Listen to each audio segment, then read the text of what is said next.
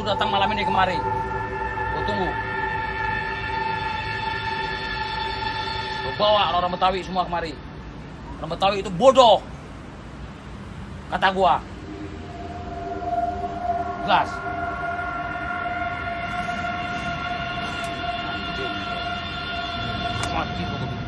Mati kok begitu.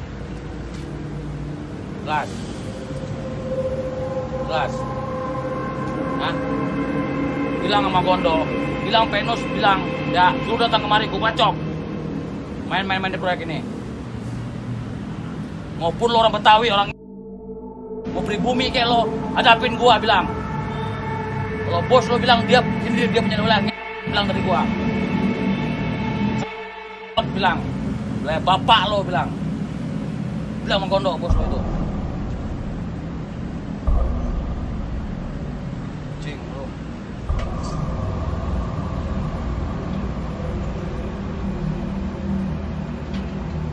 Simpan di otak lo, bilang gua kasih tahu dari gua. Gondo lo dari Venus. Lo pengen suruh datang malam ini kemari. Gua tunggu. Gua bawa orang Betawi semua kemari. Orang Betawi itu bodoh, kata gua. Jelas.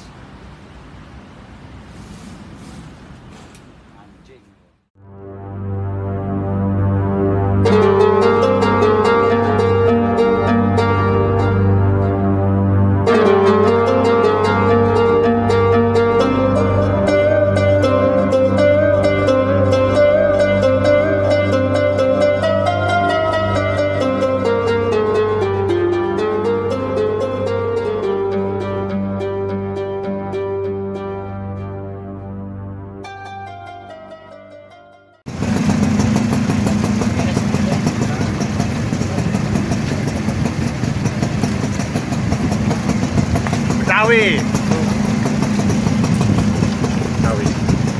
Betawi ini.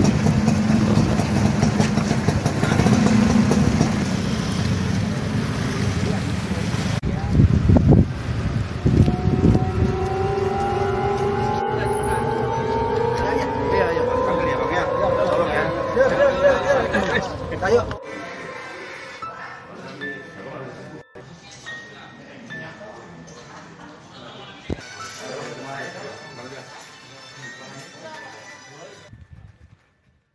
Tadi gue ditinggal di sono, habis bawa gue kendor.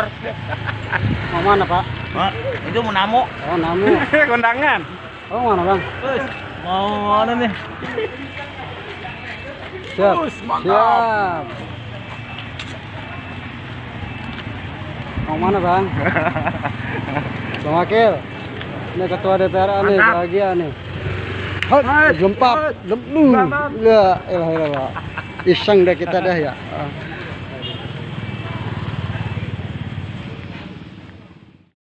Sebelum terus menonton video ini, jika sahabatku suka dengan channel Songkolingi 92, bantu kami dengan cara subscribe channel ini.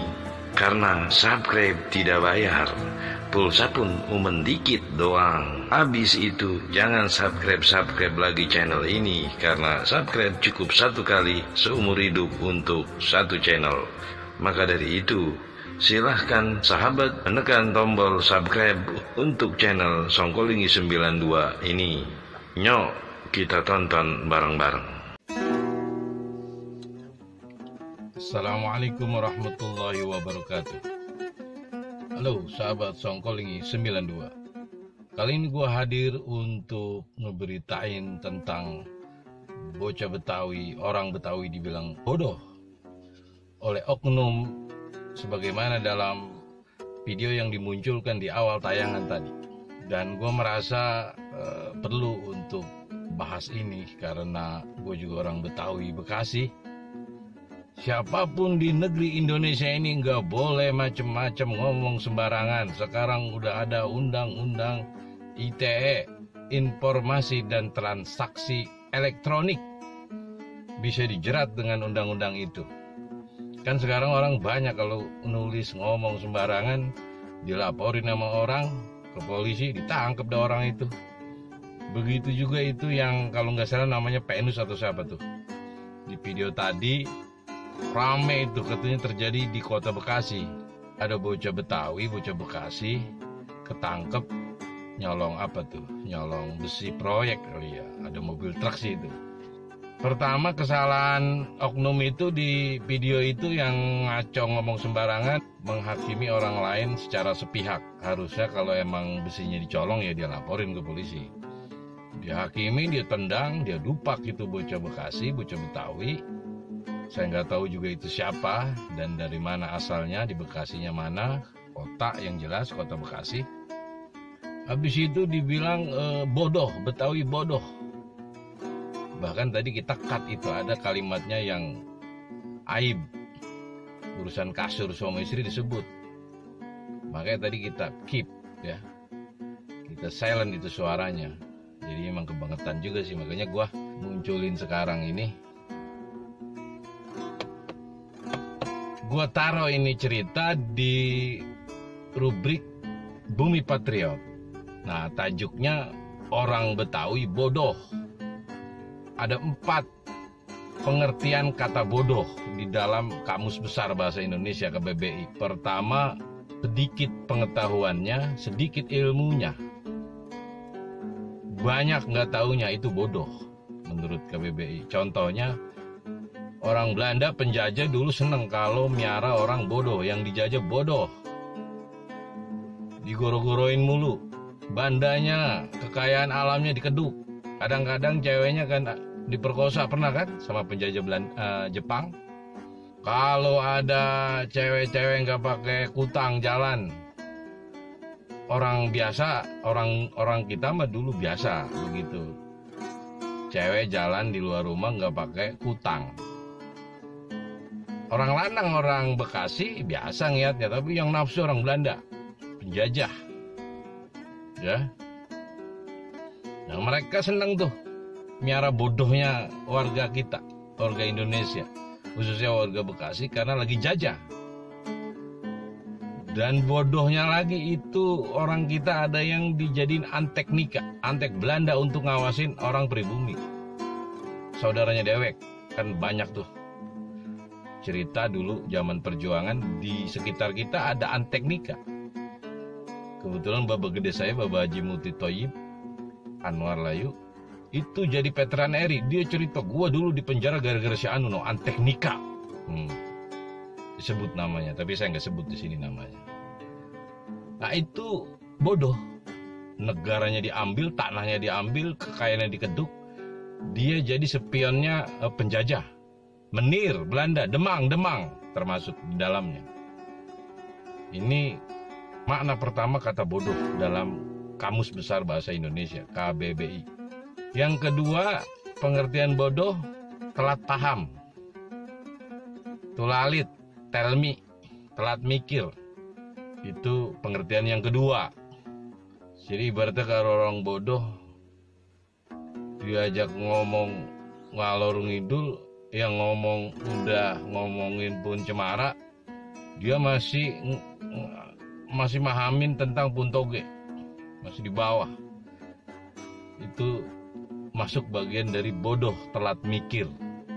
Kemudian yang ketiga, makna bodoh itu tidak cepat tahu.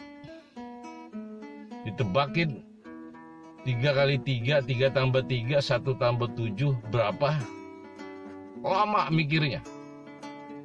Nah itu tidak cepat tahu, bodoh namanya. Kemudian yang keempat yaitu bermakna terserah kepadamu. Kalau lu nggak dengerin gua, bodoh. Nah itu jadi pengertiannya terserah. Makanya ada ya di Betawi, kalau kita lagi awang dengan perkataan atau perintah orang, kita sering bilang bodoh temenanan. Jadi bodoh itu bodoh sebetulnya. Masa bodoh. Masa bodoh kalau di Betawi.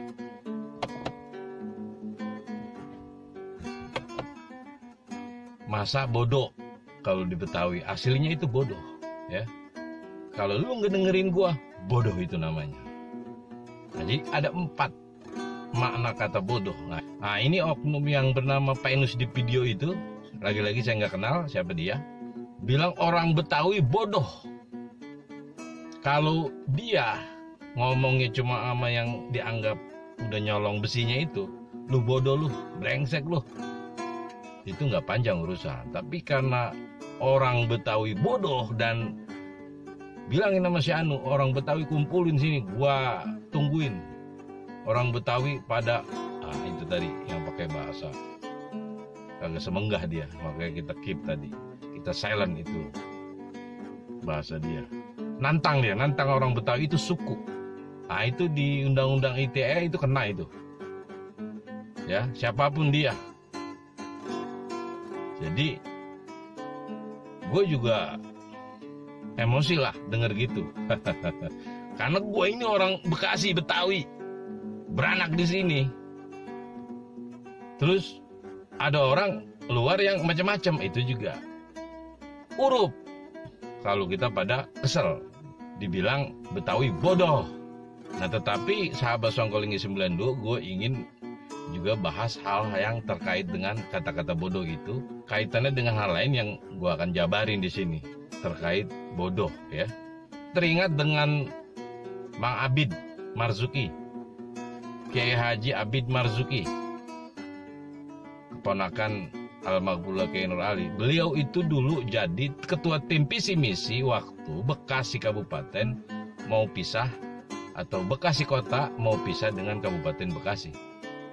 Pemekaran. Ketika Kabupaten Bekasi beranakin Kota Bekasi, nah itu Mang Abid yang jadi ketua tim visi misi Bekasi. Yang kota apa, yang kabupaten apa. Karena itu masa transisi. Berarti baru lahir itu si Kota Bekasi. Menurut Mang Abid pernah cerita ke gua, SDM orang-orang utara Bekasi itu paling mayoritas lulusan SD. Ini miris kita, ya. Makanya kita sebagai orang Bekasi yang pada udah kawin sekarang, udah jadi baba, udah pada jadi engkong, itu anaknya sama cucunya itu sumpang sumpel harus dibelain sekolah ya. Biar orang luar nggak bilang kita bodoh. Bisa jadi kan dia bilang seberani itu nantang-nantangin orang Betawi itu bilang bodoh. Dan dia kayak jagoan kagak danta, ngata-ngatain kita, nantangin kita orang Betawi. Karena mungkin dilihat latar belakang kita selama ini. Nah, makanya saya sinkronin tuh. Kalimat bodoh, orang si Penus itu bilang kita bodoh dengan kalimat Bang Abid, kayak Abid Marzuki, bahwa orang-orang utara Bekasi itu mayoritas lulusan SD. Itu penelitian, itu statement dikatakan Mang Abid sekitar tahun 2007, 2008, 2009 kepada gua. Jadi engkong, baba punya anak, engkong punya cucu, sekolahin, sumpang sumbel, walaupun gak punya duit. Ayo bagaimana caranya anak bisa sekolah dan gak ada lagi orang yang sembarangan ngomong kita Betawi Bekasi bodoh. Jadi ini terkait SDM. Sehingga karena mungkin kita dianggap SDM-nya minor, walaupun kalau sekarang boleh diadu juga, banyak orang Bekasi yang top lah. Itu Profesor Solihin kalau nggak salah di Sukawangi atau Sukatani, itu profesor muda, itu asli Bekasi. Kita punya sejarawan Profesor Ali Anwar, masa iya huruf dibilang bodoh? Itu si Penus kudu tahu tuh. Terus banyak juga orang-orang Bekasi yang berkarir di nasional, tingkat nasional. Walaupun suaranya jarang kita dengar untuk belain kita sebagai orang Bekasi di DPR RI. Bahkan mantan Sekjen Depsos, Departemen Sosial, sekarang Kementerian Sosial, itu saudara kita. Itu cucu menantu dari almarhumlah Mpi Haji Anwar bin Haji Layu, leluhur Kiai Nur Ali. Itu orang Bekasi itu. Mantan Sekjen Depsos, kalau nggak salah namanya, ya Allah, Nur Kholis apa siapa ya. Sama saudara gue lupa ini. Mungkin itu namanya di antara itu ya. Itu rumahnya di Kaliabang, Bekasi Utara, Kota Bekasi. Nah, tapi yang kita miris, lihat di PDAM Kabupaten Bekasi. Dirutnya bukan orang Bekasi. BBM PT Gas, dirutnya bukan orang Bekasi. Terus yang lain-lainnya. Di cabang-cabang PDAM saya lihat, ada adenya, ada siapa, bukan orang Bekasi. Pertamina paling tinggi pangkatnya ketua Satpam. Nah, jadi ini juga mungkin yang melatar belakangi penilaian orang luar kepada kita bodoh di kampung dewek yang begitu kaya sumber daya alamnya, tapi kita hanya ngejabat kepala Satpam, paling tinggi staf, humas lah. Jadi kita harus introspeksi ini, kita harus mikir bahwa bocah Bekasi itu jangan mau digeblek-geblekin. Punya anak kudu sekolah, kudu tinggi. Dulu ke Enrali tahun 40-an, 30-an, coba bayangin. Udah dioper sama Mpi Anwar Layu ke Mekah. Minjem duit sama orang Cina tuh. Gantinya sistem panen. Itu berarti Mpi Anwar tuh punya strategi jauh ke depan. Nanti bakalan begini, ternyata bener kan? Pas kayak di Mekah jadi ketua pemuda Indonesia di sono, kepanduan yang menyuarakan juga tentang pentingnya kemerdekaan dan membasmi penjajahan dari Indonesia. Pas pulang beliau jadi pemimpin Hizbullah yang kalau terus berkarir ya jadi jenderal lah. Jadi kata orang Belanda, sejarawan, kolonel itu waktu zaman itu. Karena emang beliau mau basic ya, gue mau udah pesantren aja, makanya nggak terus jadi jenderal. Kolonel juga ditutup-tutupin. Beliau marah kalau diomongin pangkatnya apa zaman itu, ya. Dulu kan memang tentara-tentara itu kan memang berasal dari yang ya model swasta-swasta begini, orang-orang biasa yang menjadi militer kemudian cikal bakal gitu. Tapi memang lahirnya dari rakyat kan, tentara itu kan. Makanya rakyat dan TNI itu nggak bisa dipisahin. Bener itu kata Gatot Nurmantio. Kembali kepada kata bodoh, karena itulah di posisi-posisi di BUMD kita nggak jadi jagoan pimpinan di BUMD, itu cuma jadi bawahan. Nah, tanya tuh sama Bupati, milihnya berdasarkan apa kalau begitu? Saya juga bingung walaupun 10 tahun di DPRD, tapi yang begituan biasanya kita terima jadi ketika jebret, udah ada dia nongol di RUT. Itu mah nggak ada uji kelayakan di DPRD, nggak ada. Jadi kembali ke internal kita. Agar orang tidak bilang kita bodoh, maka SDM anak-anak kita, cucu kita tingkatkan. Saya senang tuh dengar ada salah satu ormas di Bekasi bilang ketuanya bahwa sekarang zaman begini udah norak, udah bukan zamannya, depek, nyapir. Kita harus kerjasama sama perusahaan-perusahaan tuh terbesar di Asia tuh, kawasan industri di Kabupaten Bekasi. Bener itu, terhormat kalau begitu. Hai perusahaan, nih putra daerah, nih kemampuannya ini, tempatkan dia di, katakan di personalia, kabak personalia, tempatkan dia di dewan direksi umpamanya. Jangan buru lagi, satpam lagi, walaupun ya posisi itu tetap kita syukuri, tetapi bicara dunia kerja maka kita harus meningkatkan SDM kita. Jadi ormas itu betul tuh punya training, si anggota-anggota ormas jangan minta-mintain duit, malak-malakin di jalanan, di mana, malak-malak ke tempat-tempat dari yang mulai terang umpamanya sampai yang gelap-gelap, remeng-remeng. Itu udah bukan zamannya. Jadi gue senang tuh denger ada ketua ormas yang kayak begitu, ingin bekerja sama dengan pihak perusahaan. Nah, perusahaan itu kan banyak yang ngelempar CSR ke luar Bekasi dengan alibi bahwa undang-undang negara memang membolehkan CSR dibuang kemana tahu. Tetapi kan ada peraturan daerah Kabupaten Bekasi tentang pengelolaan CSR yang dikelola oleh Bapeda. Nah itu ormas bisa tuh masuk tuh. Hei perusahaan, lu jangan tiap musim haji doang ngasih sampi sama kambing. Mau bulan puasa lu kasih tas bocah, lu kasih baju lebaran bocah yatim. CSR bukan begitu. CSR itu adalah peningkatan kualitas hidup yang dari 0 ke 5, 5 ke 10, 10 dan seterusnya ke atas. Itu baru pentingnya CSR. kan 2,5% kalau nggak salah tuh kewajiban dia. Nah, jadi ormas itu kudu cerdas tuh, kejar itu. Jangan dia pada perusahaan selagu-lagunya dalam soal CSR sampai dikirimin dah menjelang Idul Adha, siapa yang partai berkuasa ya dikirimin dah. Nah itu juga salah sebetulnya. Jadi orang yang pada diem baik ya boro-boro dapat sapi, ya kan? Nah ini pentingnya ormas, intelek. Gue senang tuh denger tuh begitu tuh. Ada ormas yang punya program begitu, itu kata RT Karuk. Itu ketua Jajaka Bahagia apa Bebelan tuh, gue nggak tahu tuh. Dia cerita. Nah itu terusin tuh kayak begitu tuh. Sebab kita emang kaya ini, Kabupaten Bekasi kaya.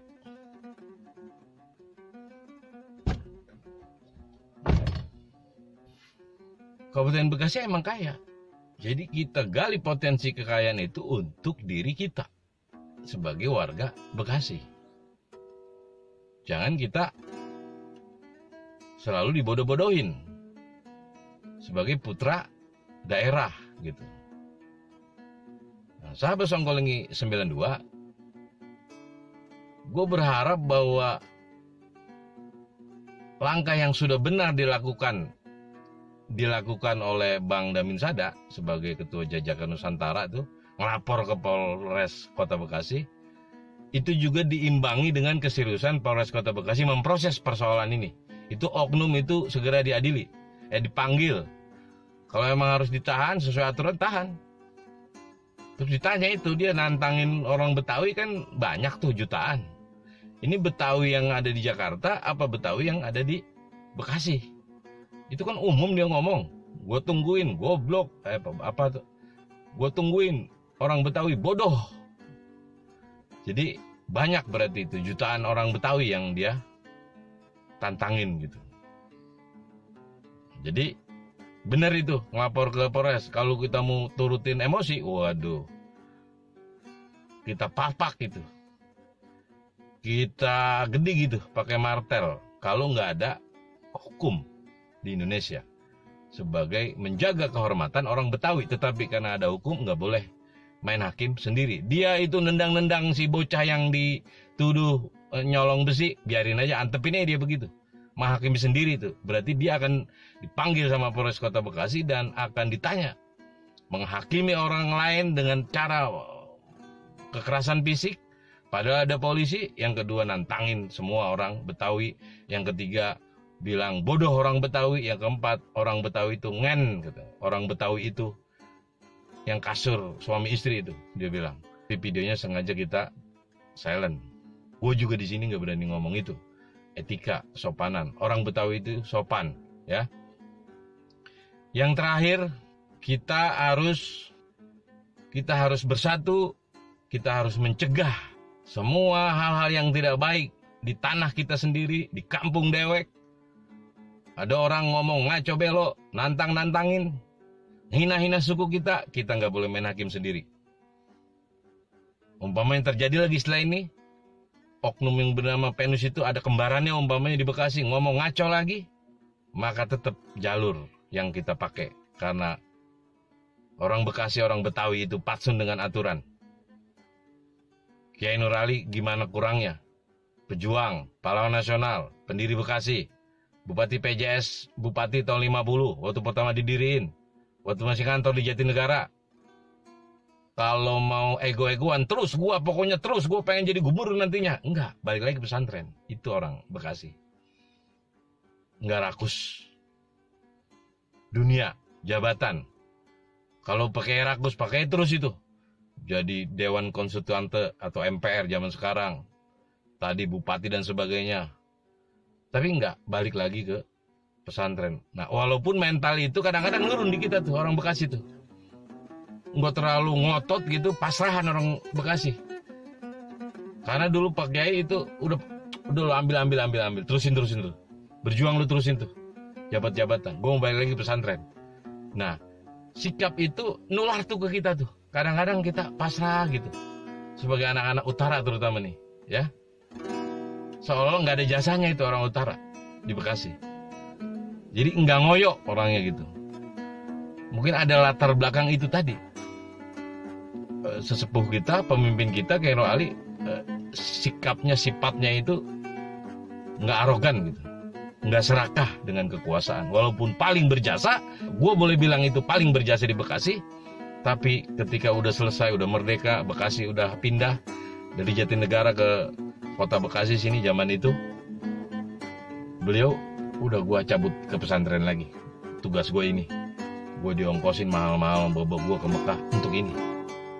Lu pada terusin tuh, pada terus dah cekrah itu pada ngejabat tuh. Sementara Kiai balik ke pesantren. Jadi jadilah orang Betawi, orang Bekasi yang benar, pinter, terampil, dan tetap kepala dingin ketika ada masalah. Walaupun orang menghina kita, sebagaimana Nabi sangat sabar menghadapi orang-orang bodoh, kita anggap oknum yang bernama PNS itu bodoh, maka kita harus luruskan kebodohannya. Dulu ada orang beludah di masjid di zaman Nabi ketika masih sholat. Ada yang kencing di masjid. Ada yang ketika bebangkis bersin waktu sholat, dijawab oleh sahabat, yarhamkallah, Allah merahmatimu, padahal lagi sholat. Tapi semua yang salah-salah itu adalah kebodohan yang dibenerin oleh Nabi dengan cara-cara yang lembut. Kalau kita sholat, kita ngadep Allah. Kalau atau beludah, jangan ke depan, jangan ke kanan, ke kiri, itu pun ada di bawah telapak kaki. Itu pun dalam keadaan terpaksa, karena ingus atau air ludah udah mau keluar. Masih ada cara lain, baju diginiin, kata Nabi, dengan baik-baik. Wahai sahabat, kalau ada orang bangkis lagi sholat, nggak usah dijawabin ya rahmukallah, karena sholat itu berisi tasbih, takbir, dan ayat-ayat Al-Quran, nggak boleh ada yang lain. Wahai sahabat-sahabat, pedang, jangan pedang. Itu orang kencing di masjid, itu bukan berarti dia tahu. Dia nggak tahu, maka dinasihati itu orang baik-baik. Padahal sahabat yang lain udah lihat pedangnya udah main nyerelep-nyerelepan itu untuk nebas ini orang yang kencing di masjid. Tapi oleh Nabi dengan cara-cara persuasif, karena itu dianggap bodoh. Kebodohan yang harus diselesaikan dengan lemah lembut, bukan dengan pedang, ya. Walaupun dalam konteks jihad, dalam hal-hal tertentu orang Islam tidak boleh terus-terusan bersikap lemah lembut dalam konteks tertentu, ya. Tapi dalam hal kasus ini kita dibilang bodoh, kita ditantangin sama oknum yang bernama PNUS, karena kita NKRI ada hukum dunia lewat negara kita, maka apa yang dilakukan oleh Bang Damin dan Jajakan Nusantara, ormas-ormas lain, ormas Betawi, Porkabi, Bamus Betawi, Bang Damin itu ketua Laskar Adat Bamus Betawi yang dipimpin Bang Lulung, itu melapor ke polisi, itu sudah cara yang terbaik, cara-cara elegan, cara-cara orang Betawi Bekasi cerdas, karena paham aturan dan sebagainya. Walaupun udah sembarangan itu oknum yang bernama PNUS, tapi kita tetap mengedepankan akal, hati, etika, sebagai orang Bekasi yang bermartabat. Salam Bekasi, salam peradaban. Wassalamualaikum warahmatullahi wabarakatuh.